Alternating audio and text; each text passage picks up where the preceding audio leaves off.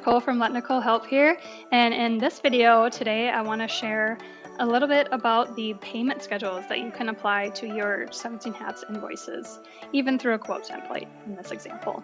So you may have heard me reference this in a previous video about document completion actions, but we're going to dive deep into the payment schedules that can be applied here as well. So this was my example that I shared in the video I mentioned already. I'm in a quote template, and we're going to look here at this payment schedule. Well, I've already applied one, and you can see the details of it down here.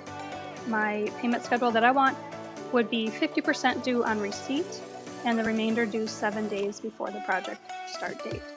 So that is what I have set, but let's go ahead and click Edit to kind of see how these settings are being applied. Now, I should mention as well, when you're first applying a payment schedule to a quote or an invoice template, you're going to have an option first to say, I want to select a custom payment schedule, or I want to set equal payment options. So let's just go ahead and look at the equal payment options, just to give that a look as well.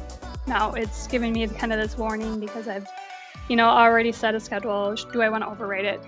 For right now, yes I do. Okay, so equal payment schedule. You can tell it when you want to start payments, how many days, weeks, months, before project date, after the quote is set, etc. When this payment schedule will start to be applied. So you can tell it how many payments, equally split, that you want to collect on this particular invoice, and tell it how often to send. So already you can see super powerful payment schedule capabilities. What I do want to dive into some more is the custom payment options, which is what most of my clients do opt for. I will continue on.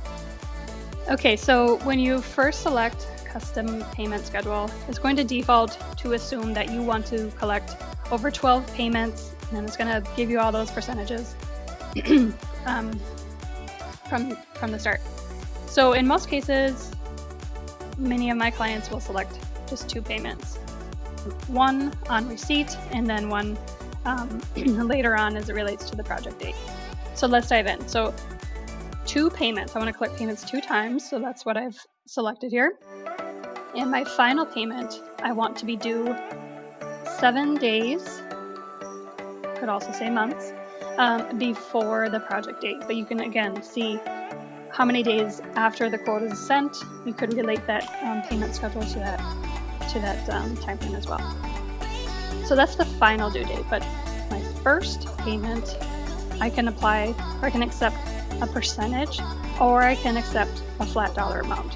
So in my example, I had 50%. I want that due on receipt. But again, we have all of these options related to not just the receipt of the invoice, when it presents to them after they accepted their quote, etc. Or we can relate this first due date as it relates to the actual project date. So I find on receipt to be the most common, so we'll leave it there. And then I also want to share just how it would look if we added perhaps a third payment. So we're telling when do I want the first payment on receipt, how about the second payment? Again, I can still select, despite having selected a percentage in the first one, I can even select a flat dollar amount in the second one, and let's just say $10 as an example. Here set the number of months or days, as related to not just the receipt, but again, the project date. So as you start really, diving into these, you're going to start to see, how can I make this payment schedule fit like the major milestones in this project as you continue to add more payments. Now you can see as well, the warning optional items are included in your quote. So it's just reminding you to say, like, if you've only, basically, if you're telling the payment schedule to only collect, for example, specific dollar amounts, if they've, added on the optional items in your quote, you need to make sure that somewhere along the line you probably want to apply a percentage perhaps, so that it can more evenly distribute any of those items that they would have included in the optional section.